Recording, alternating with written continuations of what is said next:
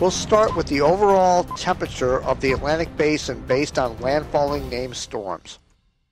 Here is a simple formula I came up with to give us an idea of how the Atlantic Basin is performing in regards to areas being impacted. We had 25 locations in the Hurricane City database that were impacted in 2014, so we are not going to use these 25. We're only going to focus on the areas that were not impacted. To the left, there are 49 locations overdue, 1 year overdue for areas such as Aruba, Bonaire, and Caraco, and up to 6 years overdue for cities like Miami.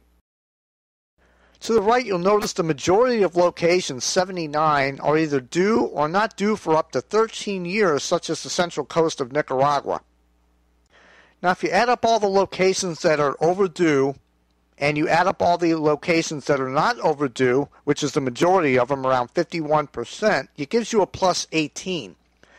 Now, in any given hurricane season, the majority of the areas are not going to be overdue. So this number is always going to be in the plus column. But what we're going to look for as each year goes by is to see if this number goes down or goes up. If the number goes down, it's going to mean that there's less areas being impacted. If the number goes up, that means there's going to be more areas impacted. So basically, things are running pretty hot right now in the Atlantic Basin as far as landfalling named storms. The only record broken during the 2014 Atlantic hurricane season was for the city of Boca Raton, Florida.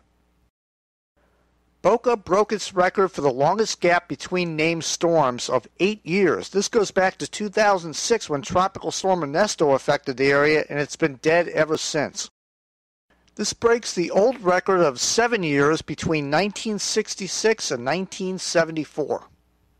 Speaking of areas having a long gap between named storms, the state of Florida by far is the most overdue in the entire Atlantic Basin.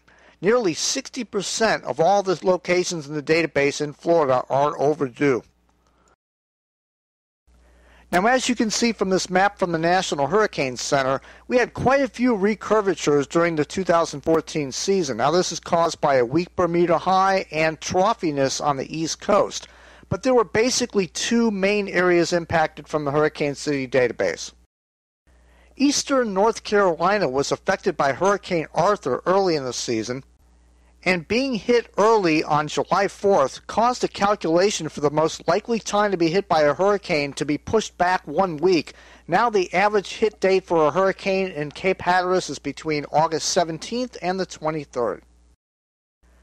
By far the most impacted location in the Atlantic Basin for the 2014 season was the island of Bermuda, hit by Hurricane Faye and by Hurricane Gonzalo.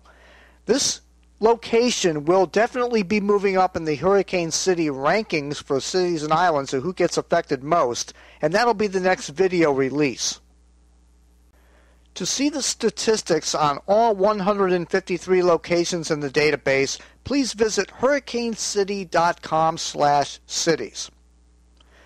I'm Jim Williams. Thank you for watching.